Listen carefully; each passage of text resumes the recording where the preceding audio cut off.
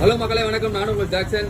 First அந்த wheel வந்து எந்த அளவுக்கு ஆடுச்சு அப்படின்றத அந்த வீடியோவில் பார்க்கலாம். இது எதனால் வந்துச்சு அப்படின்னா வந்து ஒரு 8 ஃபோக்ஸ் வந்து தொடர்ந்து அப்படியே சைடில் கட் ஆகிட்டே இருந்ததால் என்ன இருக்குது அப்படின்னா வண்டி ஒரு சைடாக வலிச்சிருச்சு. அதனால் வந்து வீல் இந்த சைடு அந்த சைடு வந்துச்சு.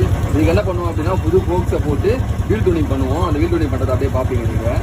நெக்ஸ்ட்டு அப்படியே மாட்டிட்டு பண்ண வேண்டியதான். இப்போ ஃபினிஷிங்காக வந்து வண்டியை முடிச்சாச்சு. வீல் எந்த அளவுக்கு இருக்குது பாருங்கள்.